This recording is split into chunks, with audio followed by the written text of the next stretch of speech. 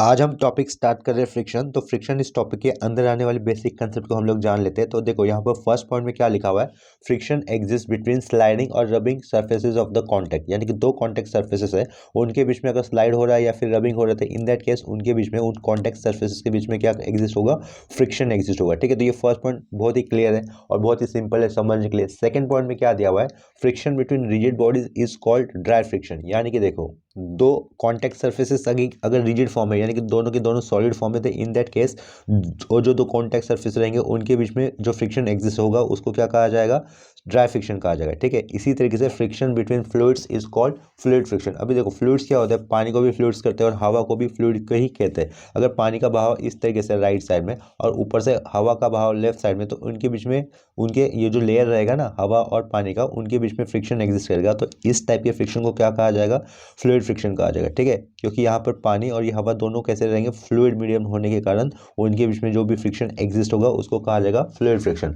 अगर दोनों contact surfaces solid form में है, सॉलिड स्टेट में, तो उन कॉन्टैक्ट सर्फेस के बीच में जो फ्रिक्शन एग्जिस्ट होता है उसे कहा जाता है ड्राई फ्रिक्शन। जैसे कि बाइक का टायर कहो या फिर कार का टायर कहो, उसका रोड के साथ जो भी फ्रिक्शन होगा तो वो फ्रिक्शन ड्राई फ्रिक्शन कंसिडर किया जाएगा। ठीक है, नेक्स्ट पॉइंट क्या दिया है, तीसरा point, F max is equal to limiting frictional force. अभी ये एफ मैक्स क्या होता है उसको जान लेते हैं। मान के चलो कि अगर अपने पास कोई भी एक ब्लॉक है और जो कि हम लोगों ने हॉरिजॉन्टल सरफेस पे लिया हुआ है, क्या कहा, एक ब्लॉक ले लेते हैं हम लोग। यहाँ पर देखो एक ब्लॉक ले लिया मैंने, उस ब्लॉक का एक हॉरिजॉन्टल सरफेस पे रखा है। इस ब्लॉक का वेट तो होगा कुछ ना कुछ, तो वेट हमेशा वर्टिकली डाउनवर्ड एक्ट करता है ग्रेविटी की वजह से, तो ये वेट मैंने यहाँ पर कंसिडर कर लिया। ये हॉरिजॉन्टल सरफेस से रखा हुआ एक ब्लॉक है, अगर उसका वेट सेल्फ वेट नीचे जाएगा वर्टिकली डाउनवर्ड, तो वहाँ पर उसको बैलेंस करने की नॉर्मल रिएक्शन आ जाएगा। ठीक है, उस नॉर्मल रिएक्शन को हम लोग यहाँ पर कैपिटल एन से डिनोट करेंगे। ये बैलेंस है, ये मूव नहीं हो रहा है, ये ब्लॉक कहीं पर मूव नहीं हो रहा है। मान के चलो अगर इस ब्लॉक को हम लोग अगर ऐसे छोटा सा एक पी फोर्स लगाकर राइट साइड अपनी तरफ खींचने की कोशिश करें, क्या कहा, इस ब्लॉक को हम लोग शुरुआत में थोड़ा सा पी पावर का फोर्स अप्लाई कर कर राइट साइड खींचने की कोशिश करें। जैसे कि ये पी फोर्स छोटा होने के यानी कि कम होने के कारण ये ब्लॉक क्या करेगा, रेजिस्ट करेगा, ये जल्दी मूव नहीं होगा या फिर फर्स्ट अटेम्प्ट में मूव होगा ही नहीं। क्यों, क्योंकि ये पी फोर्स हमारा कम है। ठीक है, और थोड़ी सी ताकत अगर हम लोग लगाते हैं तो फिर भी ये ब्लॉक मूव नहीं होगा। अगर ये ब्लॉक का वेट ज़्यादा है तो क्या कहा, अगर ब्लॉक का वेट ज़्यादा है तो थोड़ी सी और ताकत लगाने के बावजूद भी ये ब्लॉक राइट साइड में मूव नहीं होगा। क्यों नहीं मूव हो रहा है, क्योंकि इस ब्लॉक का इस कॉन्टैक्ट के साथ, इस सरफेस कॉन्टैक्ट के साथ एक फ्रिक्शनल फोर्स तैयार हो रहा है और वो frictional force always acts opposite to the direction of motion. अगर हम लोग इस ब्लॉक को राइट साइड खींचने की कोशिश कर रहे हैं तो देखो इस ये जो कॉन्टैक्ट सरफेस है विद द ब्लॉक्स, तो वहाँ पर एक जो फ्रिक्शन फोर्स जनरेट होगा वो फ्रिक्शन फोर्स हमेशा left opposite to the direction of motion ही जाएगा। तो इस केस में वो फ्रिक्शन फोर्स कहाँ पे जाएगा, लेफ्ट साइड में जाएगा। उसको हम लोग लिखेंगे एफ, और ये एफ मैक्स ही क्यों लिखेंगे, क्योंकि इसकी एक लिमिटेड वैल्यू होती है। उस लिमिटेड वैल्यू को अगर हम लोग क्रॉस कर देंगे तो ये ब्लॉक राइट साइड में मूव होने लगेगा। ठीक है, तो इसका मतलब क्या है, इस ब्लॉक को हमें राइट साइड मूव करने के लिए ये जो जो भी पी फोर्स रहेगा एक्सटर्नल फोर्स, उसकी वैल्यू इस लिमिटिंग फ्रिक्शनल फोर्स से कैसे होनी चाहिए, ज़्यादा होनी चाहिए। अगर ये पी फोर्स की वैल्यू, पी एक्सटर्नल फोर्स की वैल्यू लिमिटिंग फ्रिक्शनल फोर्स जो कि हमेशा एग्जिस्ट करता है बिटवीन द कॉन्टैक्ट सर्फेसेस, जो कि हमेशा opposite to the direction of motion ही होता है। ठीक है, और perpendicular to the contact surface ही होता है। तो ये F max limiting frictional force left side में एक्ट करेगा, ये नॉर्मल रिएक्शन है। अगर इस पी फोर्स की वैल्यू एफ मैक्स से ज़्यादा हो गई तो ही ये ब्लॉक राइट साइड में मूव करने लगेगा। यहाँ पर ये ब्लॉक हमेशा स्टेशनरी मोड में ही रहेगा, यानी कि रुका हुआ रहेगा, लेकिन ये ब्लॉक कैसे है, on the verge of motion है। क्या कहा, on the verge of motion, यानी कि ये जस्ट मोशन में होने ही वाला है, मतलब इसका मोशन स्टार्ट ही होगा राइट साइड में पी की तरफ। ठीक है, इतना समझ में आ गया। तो अब जब ब्लॉक अगर on the verge of motion होता है तो इन दैट केस जो लिमिटिंग फ्रिक्शनल फोर्स होता है उसको ही एफ मैक्स कहा जाता है। ठीक है, एफ मैक्स यानी कि क्या कहते हैं हम लोग उसको दूसरे वर्ड में, लिमिटिंग फ्रिक्शनल फोर्स। ठीक है, तो फोर्थ पॉइंट में यही हम लोगों ने लिखा है, एफ मैक्स यानी कि क्या लिखा हुआ है, लिमिटिंग फ्रिक्शनल फोर्स। ठीक है, लिमिटिंग फ्रिक्शनल फोर्स समझा रहेगा, क्या रहेगा, ब्लॉक के अंदर हमेशा कोई भी बॉडी के अंदर एक लिमिटिंग फ्रिक्शनल फोर्स होता है, उसको ओवरकम कर दिया किसी एक्सटर्नल फोर्स से, तभी बॉडी मूव होगा उस डायरेक्शन में जहाँ पर हम लोग फोर्स को अप्लाई करें। ठीक है, नेक्स्ट पॉइंट देखो क्या दिया हुआ है, the ratio of the limiting frictional force F max and the normal reaction N is constant, this is called the coefficient of static friction denoted by mu S. ठीक है, तो देखो ये म्यू एस क्या लिखा हुआ है, एफ मैक्स अपॉन एन। क्या, देखो स्टेटमेंट को फिर से पढ़ लेते हैं। द रेशियो, रेशियो यानी कि दो क्वांटिटी रहेगी, उनका बीच में डिवीजन किया रहेगा, right. The ratio of the limiting frictional force F max and the normal reaction N is constant, this constant is called as coefficient of static friction denoted by mu S. देखो इस case में body move नहीं हो रही है लेकिन on the verge of motion है, यानी कि मूव होने की स्टेप पे ही है, ठीक है। मूव नहीं हो रही है लेकिन जस्ट मूव हो सकती है आगे, अगर पी की वैल्यू ज़्यादा होगी तो। इन दैट केस देखो यहाँ पर क्या बताया गया है, म्यू एस क्या रहेगा, म्यू एस यानी कि कोएफिशिएंट ऑफ स्टैटिक फ्रिक्शन क्या होगा, ये जो लिमिटिंग फ्रिक्शनल फोर्स है जो कि लेफ्ट साइड में जा रहा है अपने इस केस में, क्योंकि हम लोग ब्लॉक को राइट साइड मूव कर रहे हैं। अगर ब्लॉक राइट साइड मूव होगा तो उसका limiting frictional force opposite to the direction of motion होने के कारण लेफ्ट साइड में मूव होगा, ठीक है। और ये parallel to the contact surface इसी होगा। तो ये F max limiting frictional force है और ये नॉर्मल रिएक्शन है। इनका अगर जो भी रेशियो हम लोग निकालेंगे हमेशा वो कैसे आएगा, कांस्टेंट ही आएगा। और उसी रेशियो को क्या कहा जा रहा है, म्यू एस कहा जा रहा है। और म्यू एस की वैल्यू क्या रहेगी, हमेशा इन बिटवीन 0 to 1 ही होगी, ठीक है। तो म्यू एस कहा जाएगा। और म्यू एस क्या होता है, कोएफिशिएंट ऑफ स्टैटिक फ्रिक्शन होता है, यानी कि बॉडी रुकी हुई रहेगी। इन दैट केस जो कोएफिशिएंट ऑफ स्टैटिक फ्रिक्शन आता है उसको म्यू एस कहा जाएगा, ठीक है। इतना क्लियर हो गया। मान के चलिए ये बॉडी अभी मोशन में, ऑलरेडी मोशन में, इस पी की फोर्स, पी इस फोर्स की वैल्यू इस तरीके से कि ये बॉडी ऑलरेडी मोशन में। इन दैट केस नॉर्मल रिएक्शन तो हमेशा रहेगा ही, ठीक है। इन दैट केस अगर बॉडी ऑलरेडी मोशन में तो वहाँ पर भी एक फ्रिक्शनल फोर्स आएगा ही आएगा। जैसे कि बाइक चलता है तो बाइक चलने पर उसके टायर्स का रोड के साथ फ्रिक्शनल फोर्स होता है, तो उस फ्रिक्शन को कहा जाता है काइनेटिक फ्रिक्शन। अगर बॉडी मोशन में है तो उसके कॉन्टैक्ट सर्फेसेस के बीच में जो फ्रिक्शन होता है उसको कहा जाता है काइनेटिक फ्रिक्शन।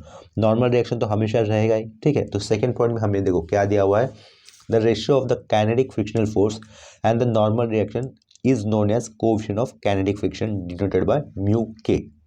अगर बॉडी मोशन में होती है तो in that case frictional limiting frictional force नहीं होता है, उसको कहते हैं काइनेटिक फ्रिक्शनल फोर्स कहते हैं। और उसका नॉर्मल के साथ अगर रिएक्शन अगर आएगा तो जो भी एक रेशियो मिलेगा उसको कहा जाएगा म्यू के। म्यू के यानी कि coefficient of static kinetic friction, ठीक है। और इतना पॉइंट होता है कि हमेशा म्यू के की वैल्यू कैसे होगी, लेस देन म्यू एस होगी। म्यू के क्या होता है, कोएफिशिएंट ऑफ स्टैटिक फ्रिक्शन, इसके अंदर बॉडी मोशन में होगी। और म्यू एस यानी कि कोएफिशिएंट ऑफ स्टैटिक फ्रिक्शन, इसके अंदर बॉडी कैसे रहेगी, on the verge of motion होगी, स्टेशनरी रहेगी, जस्ट मोशन में आने वाली। ये म्यू के है कोएफिशिएंट ऑफ काइनेटिक फ्रिक्शन, ये म्यू से कोएफिशिएंट ऑफ स्टैटिक फ्रिक्शन, ठीक है। नेक्स्ट पॉइंट में देखो क्या दिया हुआ है, angle of friction. It is the angle made by the resultant of the limiting frictional force F max and the normal reaction and with the normal reaction, ठीक है। तो देखो जैसे कि यहाँ पर एक ब्लॉक दिख रहा है आपने, ब्लॉक का ये सेल्फ वेट है डब्ल्यू, उसका एक नॉर्मल रिएक्शन आएगा एन, और ये लिमिटिंग फ्रिक्शनल फोर्स है। कंसिडर कर रहे हैं कि ये ब्लॉक राइट साइड मूव हो रहा है तो वहाँ पर एक लिमिटिंग फ्रिक्शनल फोर्स एग्जिस्ट करेगा जो कि लेफ्ट साइड होगा अगर ब्लॉक राइट साइड मूव हो रहा है, ऐसा अज्यूम किया तो, राइट। तो ये यहाँ पर लिमिटिंग फ्रिक्शनल फोर्स मैंने लेफ्ट साइड अज्यूम किया हुआ है आते हुए, यानी कि कंसिडर किया गया कि ये ब्लॉक राइट साइड मूव हो रहा है। ये नॉर्मल रिएक्शन दिख रहा है। तो ये जो लिमिटिंग फ्रिक्शनल फोर्स दिख रहा है जो कि हमें लेफ्ट साइड में दिख रहा है, ये अलॉन्ग नेगेटिव एक्स एक्सिस जाएगा और ये normal reaction along positive Y axis जाएगा। तो ये along negative X axis along positive Y axis, इन दोनों का जो भी नॉर्मल, इन दोनों का जो भी रिजल्टेंट होगा वो रिजल्टेंट कहाँ पे एक्ट करेगा, सेकंड क्वाड्रेंट में, ठीक है। तो रिजल्टेंट जो भी आ रहा है वो हम लोगों ने यहाँ पर आर से डिनोट किया है। लिमिटिंग फ्रिक्शनल फोर्स का एफ मैक्स और नॉर्मल रिएक्शन का एन, इन दोनों का रिजल्टेंट हम लोगों ने किससे डिनोट किया है, आर, इस फोर्स से जो कि जा रहा है सेकंड क्वाड्रेंट में। और उस फोर्स ने वर्टिकल जो रिएक्शन है नॉर्मल, उसके साथ एंगल कितने का बना है, 5 डिग्री का। तो उस 5 डिग्री के बने हुए एंगल को क्या कहा जाता है, एंगल ऑफ फ्रिक्शन कहा जाता है, ठीक है। और जो रिजल्टेंट आएगा, रिजल्टेंट की वैल्यू देखो किस तरीके से रहेगी, R equal to root of F max का होल स्क्वायर प्लस एन का स्क्वायर। एफ मैक्स यानी कि लिमिटिंग फ्रिक्शनल फोर्स और ये नॉर्मल रिएक्शन दोनों का स्क्वायर, ठीक है। ये रिजल्टेंट सीखना हम लोगों ने इक्विलिब्रियम चैप्टर में किया हुआ है, ठीक है। या फिर फर्स्ट टॉपिक में सीखा हुआ ये फॉर्मूला आर का रिजल्टेंट निकालने का, ठीक है। तो आर यहाँ पर क्या है, आर इक्वल टू रूट के अंदर F max whole square plus N का whole square, N is the normal reaction, F max is the limiting frictional force. F max का ही मतलब क्या होता है, जैसे कि F max is the ratio for, या फिर mu S is the ratio for F max upon N. तो एफ मैक्स क्या आ जाएगा, म्यू एस डॉट एन का whole square plus N square, ठीक है। तो ये म्यू एस आगे चलकर हम लोग एफ मैक्स हमेशा म्यू एन लिखा करेंगे, ये मैक्स भी लिखने की जरूरत नहीं है और यहाँ पर म्यू एस भी लिखने की जरूरत नहीं है। सिंपली अगर हमें एफ आता है न्यूमेरिकल के अंदर, यानी कि फ्रिक्शनल फोर्स आता है, तो उसको हम लोग म्यू एन लिखा करेंगे फर्दर आने वाले सम में, ठीक है। तो यहाँ पर आर की वैल्यू यानी कि रिजल्टेंट फोर्स की वैल्यू क्या आ रही है, root of mu S N का होल स्क्वायर प्लस एन का स्क्वायर। यहाँ पर एंगल देखो tan फाई कैसे आ जाएगा, एंगल ऑफ फ्रिक्शन कैसे आ जाएगा, tan phi is equal to F max upon N. लेकिन एफ मैक्स अपॉन एन क्या था, म्यू एस था, that is coefficient of static friction था। इसका मतलब एंगल ऑफ फ्रिक्शन ही क्या होता है, कोएफिशिएंट ऑफ स्टैटिक फ्रिक्शन के बराबर होता है। यानी कि देखो यहाँ पर म्यू एस अपॉन एन लिखा है, एफ मैक्स की value mu S upon N, upon का एन, एन एन कैंसर, तो tan फाइव किसके इक्वल हो जा रहा है, म्यू एस के बराबर हो जाएगा। इतना इसका मतलब बेसिक हमें सिर्फ इतना ही पॉइंट याद रखना है, एंगल ऑफ फ्रिक्शन हमेशा कोएफिशिएंट ऑफ स्टैटिक फ्रिक्शन के इक्वल रहेगा, यानी कि म्यू एस जितना ही रहेगा, ठीक है। और एंगल ऑफ फ्रिक्शन की नोटेशन क्या रहेगी, फाई होगी, राइट। इसके आगे नेक्स्ट पॉइंट देखो क्या दिया हुआ है यहाँ पर, कोन ऑफ फ्रिक्शन, क्या दिया हुआ है, कोन ऑफ फ्रिक्शन।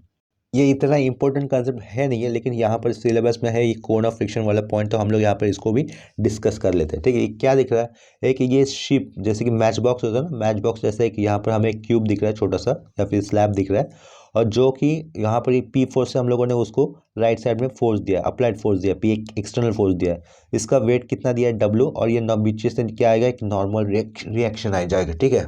तो देखो यहाँ पर ये छोटा डायग्राम दिख रहा है, थोड़ा सा बड़ा डायग्राम बनाया मैंने दूसरे पेज पे, उस पर मैं समझा रहा हूँ। वही ब्लॉक बनाया मैंने जिसको हम लोग पी फोर्स से राइट साइड में खींचने की कोशिश कर रहे हैं, ठीक है। ये इसको मूव नहीं हो रहा है, ये जस्ट कोशिश में, यानी कि ये आगे सरकने की कोशिश में, ठीक है। क्या कहा मैंने, इस ब्लॉक पे हम लोगों ने पी जो एक्सटर्नल फोर्स लिया है उसके कारण ये ब्लॉक जो भी दिख रहा है वो आगे जाने की कोशिश में, यानी कि on the verge of motion है, वो मूव नहीं हो रहा है, इतना याद रखो। स्टैटिक्स के अंदर जो भी न्यूमेरिकल्स रहेगा उसके अंदर बॉडी कभी भी मोशन में नहीं होगी, इतना पॉइंट हमें याद रखना है, इसलिए उसको तो स्टैटिक्स कहा जा रहा है, ठीक है। यानी कि बॉडीज कैसे रहेगी, स्टेशनरी रहेगी। तो इस ब्लॉक के ऊपर जो भी पी ये एक्सटर्नल फोर्स आ रहा है, इसके कारण ये बॉडी कैसे रहेगी, on the verge of motion, यानी कि मोशन में होने की कगार पे रहेगी, ठीक है, on the verge of motion होगी। इसका एक सेल्फ वेट है डब्ल्यू, नॉर्मल रिएक्शन रहेगा हमेशा इस, और यहाँ पर लिमिटिंग फ्रिक्शन फोर्स तो एग्जिस्ट करेगा ही, अगर ये पी फोर्स राइट साइड खींचेगा तो लिमिटिंग फ्रिक्शन फोर्स एग्जिस्ट करेगा, उसका नॉर्मल रिएक्शन के साथ जो भी एंगल बनेगा उसको रिजल्टेंट कहेंगे, वो रिजल्टेंट यहाँ पर मैंने ड्रॉ किया हुआ है। तो ये कौन कैसे बना हुआ है, देखो ये रिजल्टेंट आया हुआ समझा रहेगा, ये रिजल्टेंट किसका बना हुआ है, लिमिटिंग फ्रिक्शनल फोर्स और नॉर्मल रिएक्शन का रिजल्टेंट बना हुआ है, जैसे कि हम लोगों ने एंगल ऑफ फ्रिक्शन के केस में इससे पहले ही बताया था, राइट। जब मैं इस ब्लॉक को राइट साइड में खींचते वक्त, मतलब इस तरीके से खींचना कि बॉडी मूव नहीं होनी चाहिए, जस्ट उसके बीच में एक लिमिटिंग फ्रिक्शनल फोर्स एग्जिस्ट होना चाहिए, ठीक है। अगर हम लोग इस बॉडी को पी इस फोर्स से राइट साइड में खींचेंगे, हल्का सा खींचेंगे on the verge of body motion में होने के कारण, और साथ साथ में 360 डिग्री में घुमा भी देंगे, क्या कहा, साथ साथ में 360 डिग्री में जगह पर ही घुमा देंगे, ठीक है। और इस तरीके से रोटेट करेंगे कि वो जो भी पी फोर्स रहेगा वो नॉर्मल रिएक्शन कॉन्टैक्ट सरफेस कैसा रहेगा, पैरेलल रहेगा, राइट। और 360 में अगर हम लोग घुमा लेंगे इस बॉडी को तो क्या हो जाएगा, ये जो रिएक्शन है ना, रिजल्टेंट रिएक्शन किसका, लिमिटिंग फ्रिक्शनल फोर्स का, नॉर्मल का, वो क्या करेगा, एक कोन बना देगा अपने आप में, उसके जो भी वेट जा रहा है उसके एक्सिस के अराउंड एक कोन बनेगा, उस कोन का एक सेमी सेंट्रल एंगल कितना होगा, फाई होगा, यानी कि एंगल ऑफ फ्रिक्शन जितना होगा। तो इस बॉडी को 360 डिग्री में रोटेट करने के कारण या उसके जो सेंट्रल एक्सिस हो रहा है ना, वर्टिकल एक्सिस, उसके अराउंड एक कोन बन रहा है, उसी को कहा जा रहा है कोन ऑफ फ्रिक्शन कहा जा रहा है, ठीक है। आया सर में, तो ये क्या है, ये फाई क्या, सेमी सेंट्रल एंगल कितना होगा कोन का, एंगल ऑफ फ्रिक्शन जितना ही होगा, जिसे हम लोगों ने यहाँ पर फाई से डिनोट किया हुआ है। तो इतना ही कंसेप्ट है कोन ऑफ फ्रिक्शन के अंदर, ठीक है। इसके बाद देखो नेक्स्ट पॉइंट में क्या दिया हुआ है हमें अभी, एंगल ऑफ रिपोज दिया हुआ है, ठीक है। तो एंगल ऑफ रिपोज के अंदर पॉइंट क्या बनता है, it is defined as the minimum angle of inclination of a plane with the horizontal for which a body kept on it will just slide down on it without the application of the external force।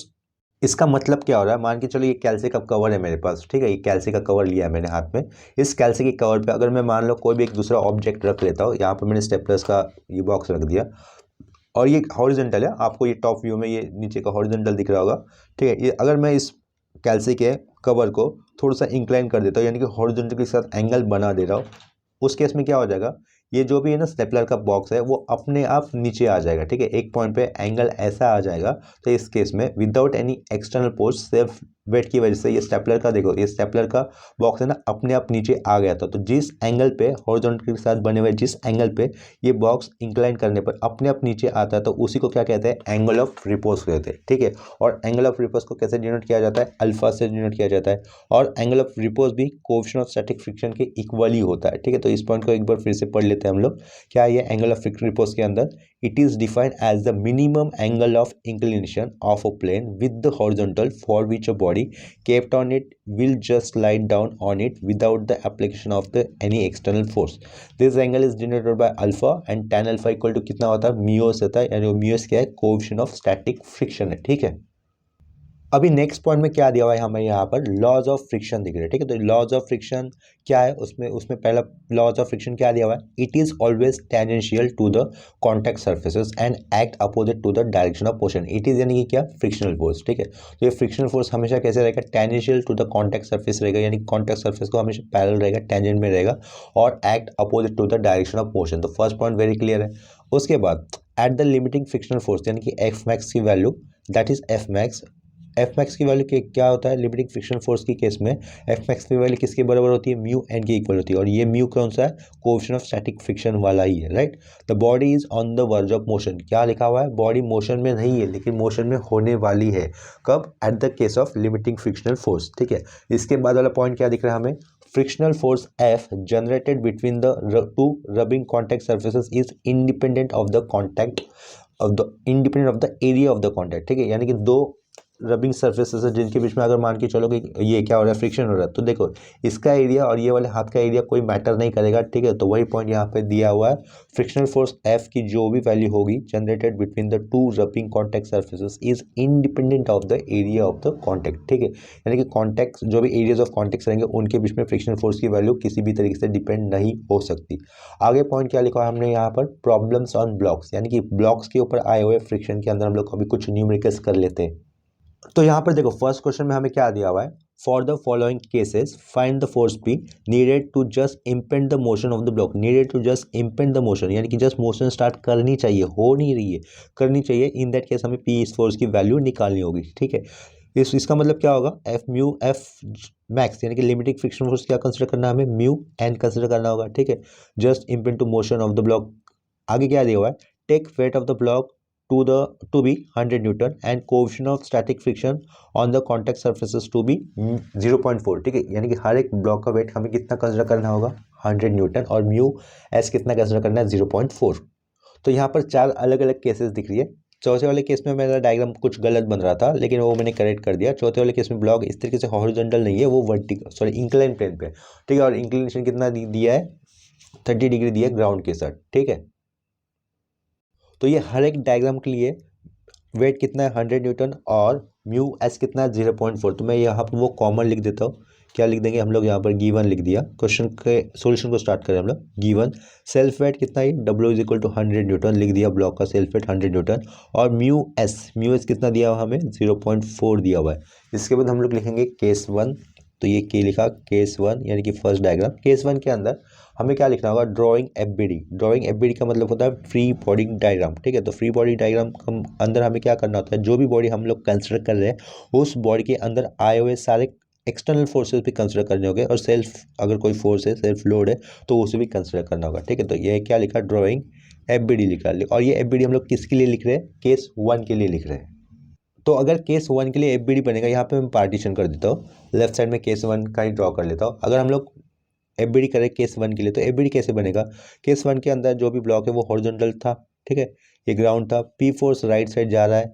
देखो यहाँ पर case one block बनाया, P force right side जा रहा है, ये contact surface है, contact surface है ग्राउंड के साथ, इसका सेल्फ वेट दिखाना होगा हमें, सेल्फ वेट दिखाया, साथ में उसकी वैल्यू भी लिख दी, ये W is equal to 100 newton, ये दिखाया सेल्फ वेट, ये P फोर्स लिखा।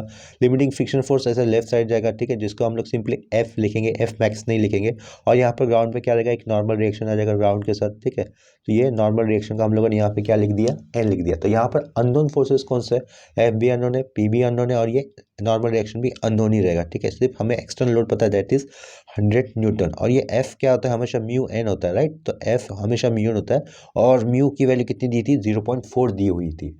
तो केस वन के लिए हम लोगों ने तो एफबीडी बना दिया, यानी कि फ्री बॉडी डायग्राम बना दिया, उसके ऊपर हम लोग कंडीशन ऑफ इक्विलिब्रियम अप्लाई कर देंगे। कंडीशन ऑफ इक्विलिब्रियम हम लोगों ने सेकंड चैप्टर में सीखे हैं, वो क्या होता है, summation F of X is equal to 0 और summation F of Y equal to 0, ठीक है। तो हम लोग यहाँ पे लिख लेंगे, let summation F X is equal to 0, summation में यानी कि एडिशन, एफ एक्स यानी कि सारे हॉरिजॉन्टल फोर्सेस का।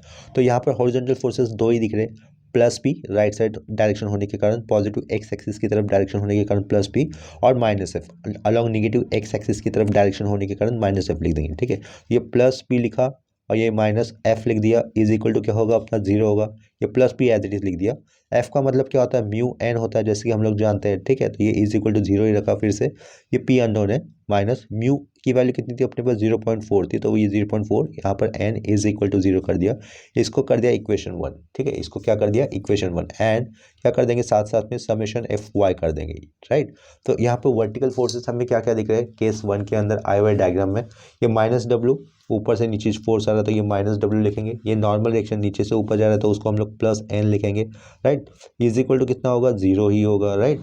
तो यहाँ पर देखो माइनस डब्ल्यू, डब्ल्यू की वैल्यू कितनी होगी, 100 होगी। तो ये माइनस क्योंकि वो ऊपर से नीचे जा रहा है, तो ये माइनस 100 लिख दिया, प्लस एन लिख दिया, इज इक्वल टू कितना होगा, जीरो होगा, ठीक है। तो यहाँ से एन की वैल्यू कितनी बनेगी, एन की वैल्यू बनेगी 100, सिंपली 100।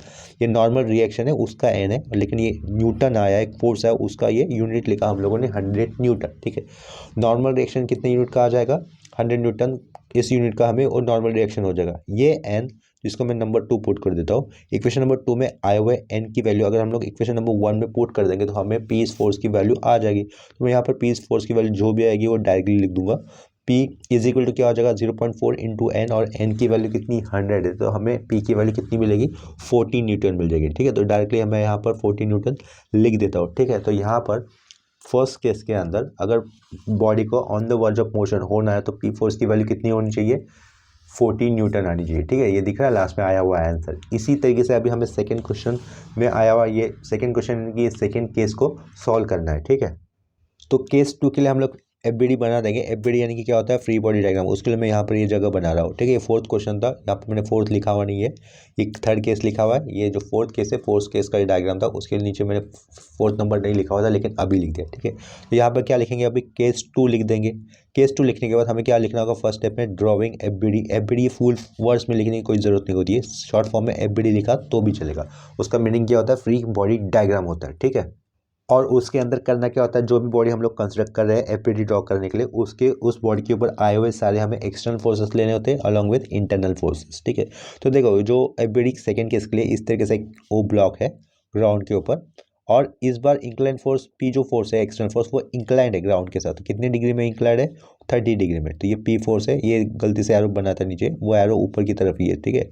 पी फोर्स का एरो ऊपर की तरफ है। यहाँ से क्या होगा, एक 30 डिग्री का हॉरिजॉन्टल निकाला, उसके ऊपर 30 डिग्री के इंक्लिनेशन पे ये पी फोर्स लिया गया था, राइट। पी फोर्स क्या करेगा, इस ब्लॉक को राइट साइड मूव करेगा। ऑब्वियसली जब पी फोर्स ब्लॉक को राइट साइड मूव करेगा तो इसका लिमिटिंग फ्रिक्शन फोर्स किस डायरेक्शन में आएगा, opposite to the direction of motion, यानी कि ये एफ रहेगा। नॉर्मल रिएक्शन तो आना ही है, ये नॉर्मल रिएक्शन एन लिखेंगे हम लोग। और वर्टिकल सेल्फ लोड, वो ब्लॉक का सेल्फ लोड जो कि हम लोग डब्ल्यू से डिनोट करेंगे, और उसकी वैल्यू कितनी है, 100 न्यूटन। यहाँ पर भी अननोन फोर्सेस कौन से, पी एफ और ये एन अननोन फोर्सेस है। तो सिमिलरली हमें same condition of equilibrium he use करनी होगी पी ये known P A unknown force निकालने के लिए, ठीक है। तो हम लोग यहाँ पे क्या लिखेंगे, let summation F X is equal to क्या कर दिया, जीरो कर दिया। एफ एक्स यानी कि सारे हमें हॉरिजॉन्टल फोर्सेस ही कंसिडर करने हैं और उनका एडिशन कर देना है, ठीक है। तो ये पी फोर्स हमें क्या दिख रहा है, कौन से क्वाड्रेंट में दिख रहा है एक्ट होते हुए, ये फर्स्ट क्वाड्रेंट में दिख रहा है। तो इसका एक्स कंपोनेंट क्या होगा, पी कॉस 30। क्या लिखेंगे, x component for P, P cos 30 लिख देंगे, राइट। पी कॉस 30 लिख दिया। इसके बाद हमें सिंपली माइनस एफ कर देना होगा, is equal to zero, right. तो ये पी अगेन ये कॉस 30 लिख दिया, माइनस माइनस एफ का मतलब क्या होता है, म्यू एन होता है, इज इक्वल टू जीरो। लेकिन जिसमें भी हम लोग म्यू की वैल्यू जानते हैं, तो ये पी कॉस 30 लिखा, माइनस म्यू की वैल्यू 0.4, यहाँ पर ये एन आएगा, is equal to zero, right. तो इसको हम लोग बना देते हैं इक्वेशन नंबर 1। सेकेंड केस में ये आया हुआ इक्वेशन नंबर 1 है हमारा, ठीक है। एंड अभी हमें क्या करना होगा, summation F Y is equal to zero कर देना है। तो इस बॉडी के अंदर आने वाले वर्टिकल फोर्सेस कौन से ये जो पी इंक्लाइन फोर्स था उसका वर्टिकल कंपोनेंट क्या आएगा, पी साइन 30। फर्स्ट क्वाड्रेंट में अंदर होने के कारण पी साइन 30 कैसा रहेगा, प्लस ही रहेगा, यानी कि vertical component of P force क्या रहेगा, पी साइन 30।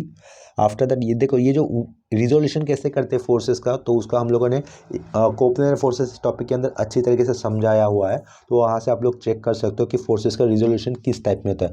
अगर फोर्सेस अगर अलग अलग क्वाड्रेंट में है तो उसका रिजोल्यूशन किस तरीके से होगा, ठीक है। तो ये पी इंक्लिन था 30 डिग्री में हॉरिजॉन्टल के साथ, तो उसका वर्टिकल कंपोनेंट आएगा पी साइन 30। उसके बाद ये माइनस डब्ल्यू लिखना चाहिए, वर्टिकल लोड नीचे की तरफ जा रहा है इसके कारण माइनस डब्ल्यू, और नॉर्मल रिएक्शन नीचे से ऊपर जा रहा है तो वो प्लस एन लिख दिया, इज इक्वल टू जीरो, ठीक है। यहाँ पर W is the only known force जिसकी वैल्यू कितनी 100 है, तो वो राइट साइड जाएगी तो क्या लिखना होगा हमें, +100 लिखना होगा। बिफोर दैट ये P sine 30 as it is, ये minus as it is W की वैल्यू 100 प्लस ये एन नॉर्मल रिएक्शन का is equal to 0। Next step में क्या कर सकते हैं हम लोग, ये पी साइन 30 लिखा प्लस एन यहाँ पर लिखा इज इक्वल टू क्या होगा 100 हो जाएगा। इसको करेंगे हम लोग नंबर 2। तो इस 1 और 2 इक्वेशन को हमें डायरेक्टली कैलसी से सॉल्व कर देना है। तो यहाँ पर लिख देंगे हम लोग सॉल्विंग इक्वेशन 1 एंड 2। तो इक्वेशन 1 और 2 को सॉल्व करने पर हमें कैलसी से डायरेक्टली पी फोर्स की वैल्यू आ जाएगी, जिसका यूनिट हमें क्या लिखना होगा न्यूटन, और ये जो नॉर्मल फोर्स रिएक्शन आएगा उसकी भी वैल्यू आएगी। यहाँ पर नॉर्मल रिएक्शन पूछा नहीं था क्वेश्चन में, सिर्फ पी एफ फोर्स की वैल्यू पूछा है टू मतलब बॉडी को on the verge of motion करने के लिए, ठीक है। लेकिन फिर भी अगर यहाँ पर नॉर्मल रिएक्शन की वैल्यू आ रही है कैलसी से सॉल्व करने पर, फिर भी उसको लिख देंगे, ठीक है, लिखने में कुछ नहीं जाएगा। ये नॉर्मल रिएक्शन उसका भी यूनिट क्या रहेगा न्यूटन ही रहेगा। तो कैलसी से हम इसको सॉल्व कर लेते हैं इक्वेशन 1 और 2 को, देखते हैं इनकी वैल्यूज क्या आती है वो, ठीक है। कैलसी से सॉल्व करने पर हमें पी इस फोर्स की वैल्यू मिलेगी 37.52 न्यूटन। तो यहाँ पे लिख देता हूँ 37.52 पी एक्सटर्नल फोर्स की वैल्यू हमें मिली, यहाँ पे पॉइंट है। हमेशा आंसर हमें डेसिमल पॉइंट के बाद 2 डिजिट तक ही लिखना है और दूसरा वाला डिजिट राउंड अप कर देंगे, यानी कि तीसरा डिजिट डेसिमल पॉइंट के बाद आने वाला तीसरा डिजिट अगर 5 या 5 से ज़्यादा है तो उसके प्रीवियस वाला एक डिजिट हम लोग बढ़ा देंगे, ठीक है। अगर तीसरा डिजिट 5 या 5 से कम है, 5 से कम है तो कुछ चेंजेस नहीं करना है। यहाँ पर देखो आंसर में क्या आया हुआ है 37.522 आया हुआ है ना, तीसरा डिजिट 2 होने के कारण हम लोग ये आंसर कहाँ तक लिखेंगे, ओनली 37.52 तक ही लिखेंगे, राइट। ये पी की वैल्यू हो गई और एन की वैल्यू कितनी आई हमें 81.238 है ना, तो हम लोग उसको लिखेंगे 81.24 लिख देंगे, राइट। तो यहाँ पे लिख देता हूँ 81.24, ये 81.24 हो गया। तो ये 2 केसेस में आए हुए हम लोगों ने पी इस फोर्स की वैल्यू निकाली। इसके बाद अभी हमारा होगा थर्ड केस के लिए। थर्ड केस के अंदर क्या दिख रहा है, बॉडी देखो सिमिलर ही है सेकंड केस जैसा, लेकिन सिर्फ डायरेक्शन ऑफ जो पी फोर्स है वो रिवर्स है, यानी कि ये पहले फर्स्ट क्वाड्रेंट में पी जा रहा था, अभी ये पी फोर्स किस क्वाड्रेंट में जा रहा है, थर्ड क्वाड्रेंट में जा रहा है, ठीक है। डायरेक्शन देखकर पता चल रहा है ये पी फोर्स थर्ड क्वाड्रेंट में जा रहा है। तो बाकी चेंजेस कुछ नहीं होंगे, थोड़े से सिर्फ एफबीडी उसका अलग आ जाएगा फोर्सेस के डायरेक्शन वाइज, ठीक है। तो ये तीसरा वाला केस का आंसर चल रहा है, तो यहाँ पे थर्ड लिख दिया। क्या पहला स्टेटमेंट लिखना है हमें ड्रॉइंग एफबीडी, तो ये लिखा ड्रॉइंग एफबीडी यानी कि फ्री बॉडी डायग्राम बनाओ। वो ब्लॉक बना लेते हैं सबसे पहले, तो ये ब्लॉक बना दिया, ये हॉरिजॉन्टल सरफेस बना दिया, ठीक है। तो ये नॉर्मल वेट उसका, सॉरी नॉर्मल वेट नहीं, सेल्फ वेट बॉडी का, जो कि कितना होगा W is equal to 100 newton दिया हुआ है उन्होंने, ठीक है। और यहाँ पर ये हॉरिजॉन्टल लाइन, अभी ये P इंक्लाइन फोर्स था, लेकिन यहाँ पर P फोर्स किस क्वाड्रेंट में आ रहा है, थर्ड क्वाड्रेंट में आ रहा है, इसके कारण उसका डायरेक्शन नीचे होगा, राइट। और ये यहाँ पर P हमें लिखना होगा। इंक्लिनेशन कितना है 30 डिग्री का, ये 30 डिग्री का इंक्लिनेशन, यहाँ से क्या रहेगा नॉर्मल रिएक्शन होगा, नॉर्मल रिएक्शन N लिख दिया, ठीक है। फ्रिक्शन, ये बॉडी देखो अभी ऐसे इस तरीके से मूव हो रही है, ठीक है। पी फोर्स इस तरीके से अप्लाई हो रहा है, ठीक है, सॉरी। अगर पी फोर्स थर्ड क्वाड्रेंट में एक्ट हो रहा है तो उसके कारण ये ब्लॉक कहाँ पे मूव होगा, लेफ्ट साइड में मूव होगा। अगर ब्लॉक लेफ्ट साइड में मूव होगा तो उसका फ्रिक्शन फोर्स कहाँ पे जाना चाहिए, राइट साइड में जाना चाहिए। तो हमें फ्रिक्शन फोर्स का डायरेक्शन थोड़ा सा अलग दिखाना होगा, थोड़ा सा यानी कि राइट साइड दिखाना ही होगा। क्यों, क्योंकि ब्लॉक पी फोर्स के कारण लेफ्ट साइड में मूव होगा अलॉन्ग दिस कॉन्टेक्ट सरफेस, तो फ्रिक्शन फोर्स राइट साइड में आएगा, ठीक है। इतना ही है पॉइंट है, चेंजेस हो जाएंगे फोर्सेस के। अभी इसका क्या कर देंगे हम लोग, कंडीशन ऑफ इक्विलिब्रियम अप्लाई कर पीस अंडर फोर्स की वैल्यू हमें निकालनी होगी, ठीक है। ये केस थर्ड का चल रहा है हमारा आंसर। तो नेक्स्ट वाले स्टेप में हमें लिखना होगा अभी let summation F X is equal to 0, यानी कि कंडीशन ऑफ इक्विलिब्रियम हमेशा हम लोग समेशन एफ ऑफ एक्स से ही शुरुआत करते हैं। तो हॉरिजॉन्टल फोर्सेस का एडिशन, पी ए फोर्स किस क्वाड्रेंट में दिख रहा है जाते हुए, थर्ड क्वाड्रेंट में, और थर्ड क्वाड्रेंट में कॉस कैसे होता है, नेगेटिव होता है, तो इसके कारण हमें क्या लिखना होगा माइनस पी कॉस 30 लिख देना है, राइट।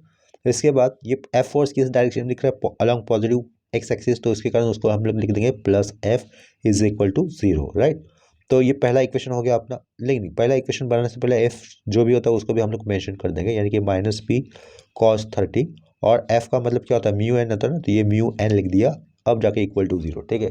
नेक्स्ट स्टेप में हम लोग क्या करेंगे, म्यू की वैल्यू सब्स्टिट्यूट कर देंगे, तो ये माइनस पी लिखा, ये कॉस 30, और म्यू की वैल्यू कितनी दी थी उन्होंने 0.4 दी हुई थी, तो ये 0.4 एन इज इक्वल टू 0, अब जाके इसको इक्वेशन बोल देते, ठीक है। एंड किया अभी summation F Y is equal to 0, vertical forces. देखो पी ये जो फोर्स था इंक्लाइन था, थर्ड क्वाड्रेंट में एक्ट हो रहा है, तो उसका वर्टिकल कंपोनेंट क्या आएगा, अलॉन्ग नेगेटिव वाई एक्सिस आएगा, तो इसके कारण उसका कंपोनेंट क्या हो जाएगा माइनस पी साइन 30, तो ये माइनस पी साइन 30 यहाँ पर लिख दिया, ठीक है।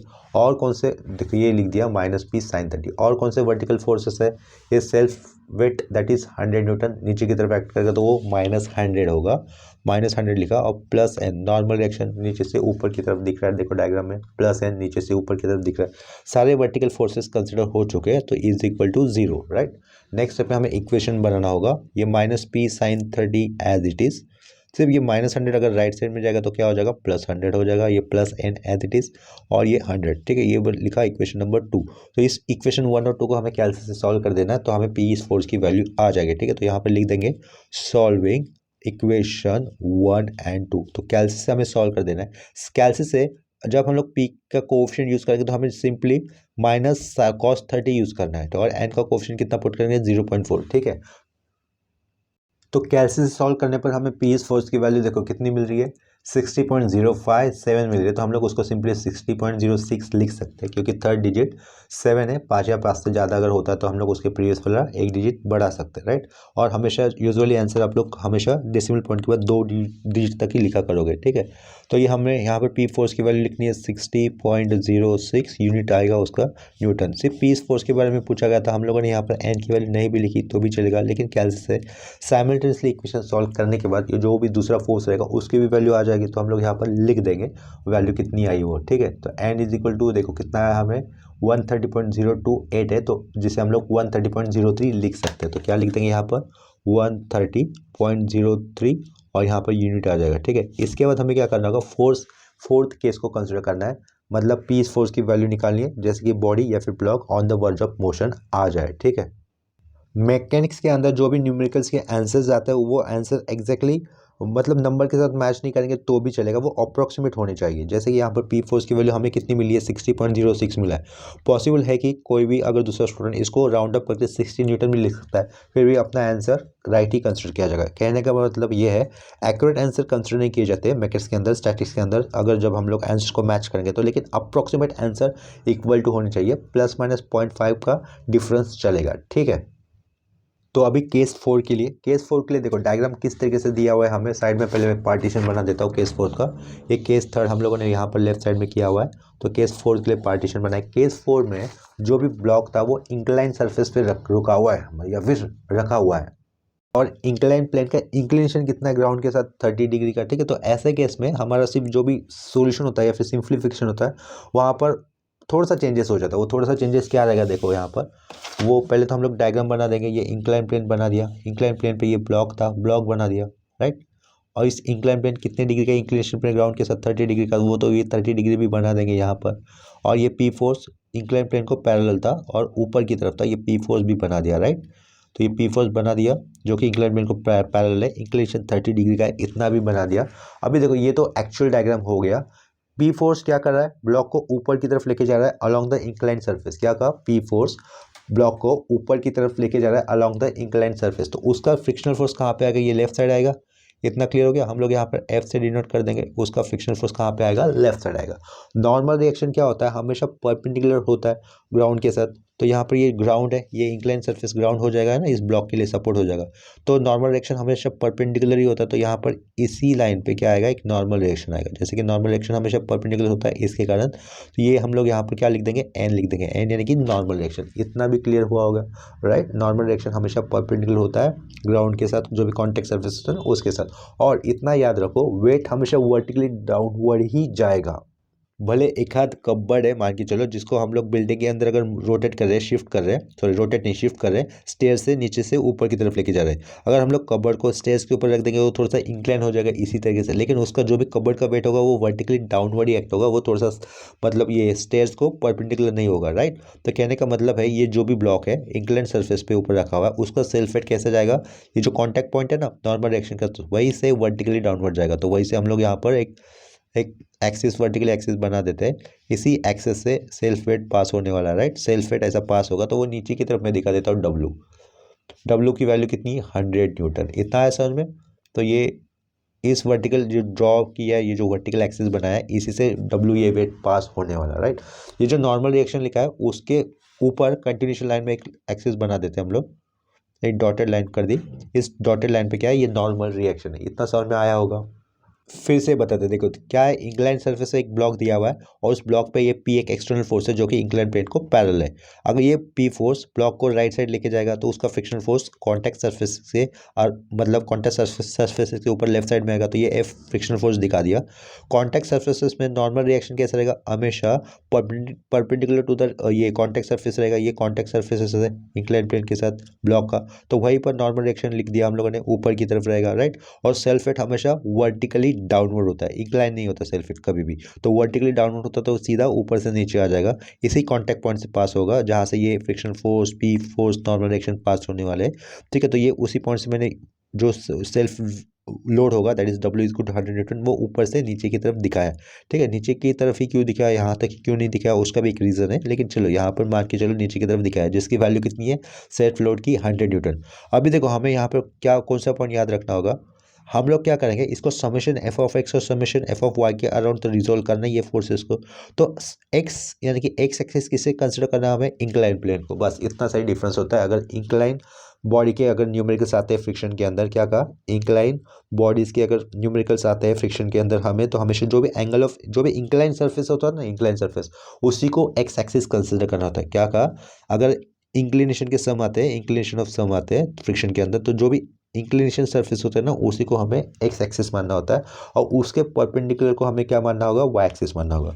तो यहाँ पर एक्स एक्सिस हमें किसे कंसिडर करना होगा, देखो ये जो इंक्लिनेशन दिख रहा है ना लाइन, उसको ही हमें क्या कंसिडर करना है, एक्स एक्सिस, और उसके परपेंडिकुलर यानी कि ये जो लाइन दिख रहा है ना ये, उसको क्या कंसिडर करना होगा, वाई एक्सिस कंसिडर करना होगा। तो देखो यहाँ पर जो हमें एक्स एक्सिस कंसिडर करना है उसको मैं थोड़ा सा हाईलाइट कर देता हूँ, हमेशा करने की जरूरत नहीं है लेकिन आपको समझने के लिए, ये जो इंक्लाइन प्लेन आया ना उसको हमें क्या कंसिडर करना होगा, एक्स एक्सिस, तो साइड में हम लोग इसको एक्स भी लिख लेते हैं, करने की जरूरत नहीं है, ऐसे दिखाने की जरूरत नहीं है, लेकिन आपको समझ के मैं यहाँ पे पहले वाले सब में कर रहा हूँ, और इसको परपेंडिकुलर जो भी रहेगा वो क्या होगा, अपना वाई एक्सिस, तो साइड में बना दे रहा हूँ। इसे हमें क्या कंसिडर करना होगा, वाई एक्सिस कंसिडर करना होगा, जो कि इंक्लाइन है, इंक्लाइन प्लेन कितने डिग्री में इंक्लाइन है, 30 डिग्री में इंक्लाइन है ग्राउंड के साथ, उससे कोई फर्क नहीं पड़ने वाला। ठीक है, तो ये बॉडी क्लियर हो गया, इतना मतलब एफबीडी क्लियर हो गया। अभी देखो यहाँ पर ये जो डब्लू वेट है यानी कि बॉडी का 100 न्यूटन है, वो किस क्वाड्रेंट में एक्ट कर रहा है, क्या कहा, डब्लू न्यूटन, ये 100 न्यूटन का फोर्स किस क्वाड्रेंट में एक्ट कर रहा है। अगर हम लोग इस एफबीडी को थोड़ा सा रोटेट कर देंगे, थोड़ा सा रोटेट क्यों, क्योंकि वो जो इंक्लाइन एक्सिस दिख रहा है ना उसको अगर हमें हॉरिजॉन्टल में समझना है, तो क्योंकि हॉरिजॉन्टल हमेशा इजी होता है समझने के लिए, तो एक्स एक्सिस को हम लोगों ने यहाँ पे हॉरिजॉन्टल बना दिया, ये रहेगा वाई एक्सिस। तो डब्ल्यू किस क्वाड्रेंट में आया हुआ दिख रहा है हमें, थर्ड क्वाड्रेंट में, और थर्ड क्वाड्रेंट में उसका एंगल कितना होगा, डब्ल्यू का इस एक्स के साथ एंगल कितना होगा, देखो थर्ड क्वाड्रेंट के अंदर टोटल एंगल कितना होगा, ये 90 डिग्री का, राइट, टोटल एंगल 90 डिग्री का होगा। अगर ये वाला पॉइंट, ये वाला पॉइंट, अगर ये वाला पॉइंट अगर मैं कंसिडर कर देता हूँ, तो ये 30 और ये 90 और ये कितना हो जाएगा, 60 डिग्री हो जाएगा। ठीक है, और ये लेकिन हम लोग इसको तो वर्टिकल आया हुआ मान रहे हैं, तो ये ट्रायंगल अभी देखो, ये वाला पॉइंट, ये वाला पॉइंट और ये वाला पॉइंट, देखो ट्रायंगल का कौन से पॉइंट देखने हैं आपको, तीन, जिसको मैंने क्रॉस कर देता हूँ, ये क्रॉस किया हुआ, ये क्रॉस किया हुआ और ये क्रॉस किया हुआ पॉइंट देखो। ठीक है, ये क्रॉस किया हुआ पॉइंट और ये क्रॉस किया हुआ पॉइंट, इस ट्रायंगल के अंदर ये एंगल कितना डिग्री है, 30 डिग्री, यहाँ पर एंगल कितना हो जाएगा, 90 डिग्री, तो ये एंगल कितना हो जाएगा, 60 डिग्री, राइट। तो 60 डिग्री हम लोग यहाँ पे लिख देंगे।